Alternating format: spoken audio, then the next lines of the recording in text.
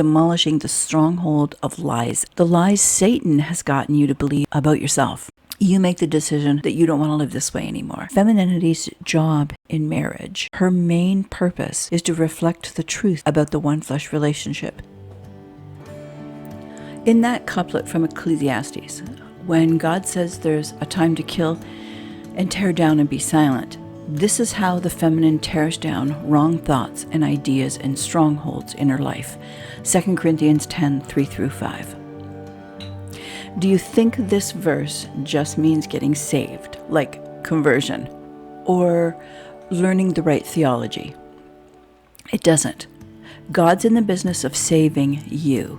That's salvation or conversion from unbelief, so that he can heal you. That's the sanctification. So, in turn, you'll fulfill the plan he created for you to build his kingdom.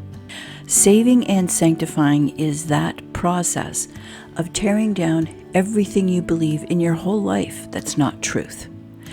Lies you believe about God and the lies Satan has gotten you to believe about yourself. All of my understanding about these two verses in 2 Corinthians 10 said that God wants to take away the evil I do, evil strongholds that I do to others. And yes, that's true, but that's not the whole truth. Before God will do that, he will give you the tools to do it.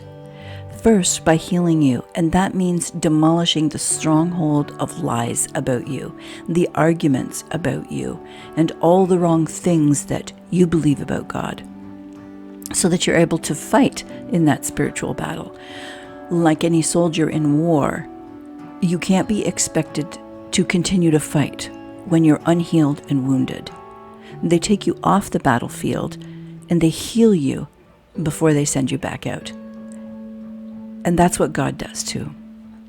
All that has nothing to do with your husband, as much as it appears like it does. Your war, like every other true believer, is against Satan, the father of lies.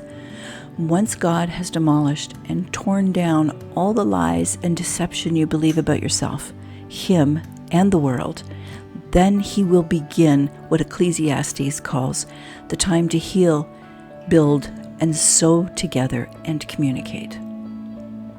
If you're married to a sheep and not a wolf.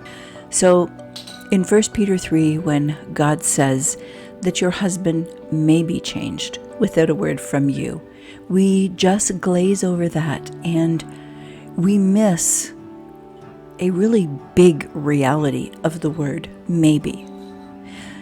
Because if a man may be won or changed, the alternative is also true. He may not be won or changed. This is the dividing line between a sheep and a wolf. And the Lord doesn't need you to do anything except step away and lean back from the man and into God, so that you can focus on your own healing and your own growth in truth. God will reveal the sheep or the wolf to you. He's the one that rebuilds the marriage, and your husband will cooperate if he's a sheep. If he's a wolf, obviously there will be no getting a better marriage. It will only continue to get worse. Shifting into relationally low contact without leaving the marriage is a feminine power move, not magic. It seems like it because it's not a power move in the way worldly power moves. 2 Corinthians 10:4. It's not a power that forces another person. It's a power that allows exposure of another person. The more you take your hands off, metaphorically speaking, the more space you create for that exposure to surface. I can't stress this enough. This is about you and God, not your husband. You make the decision that you don't want to live this way anymore. You make the decision that you want to realign with God. And you decide and accept that this decision is going to cause some reshaping between you and your husband, whether that be good reshaping or bad reshaping. It'll be up to God. Healed femininity is God's power move, not yours. It's not a big, splashy, or complicated announcement that you make. It's a small, almost imperceptible shift. But that doesn't mean it's not a really scary decision. It does require you to do it afraid. It's your first step into the reality of how God designed you as a feminine creature. Femininity's job in marriage, her main purpose, is to reflect the truth about the one flesh relationship. And therefore, even though it's not about your husband, it includes him, and that's what makes it scary. You are going to embark on the journey of the neged.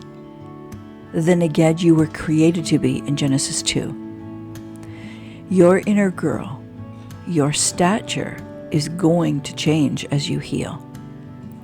You make the decision to stop lying to yourself and to God and to your husband about who you are and how you feel. You'll be conquering lies with truth. You'll stop reflecting something when nothing is being received. God didn't design the feminine creature for her to create something out of nothing.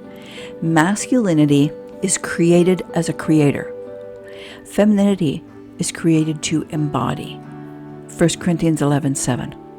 A man creates seeds, right? A woman already has the eggs inside her. She doesn't create them. You won't be reflecting good anymore when you are receiving bad. Genesis 2:18-22. The woman was created as the neged, positionally in front of the man. And you live out this truth in the Hina principle from Ephesians 5:33. God tells us, when your husband loves you like his own body, his love will penetrate your heart. He's in the creating posture. Then respect is the natural growth from that action towards you. You will reflect back to him whatever it is that he has planted inside of you. When your feminine heart is healed, it will do exactly what your feminine body does. She takes what is planted inside of her and manifests it. When there's no love being planted in you, you cannot grow respect out of nothing, any more than you can manifest a baby without sperm entering your body. You cannot produce figs from thistles or grapes from thorn bushes.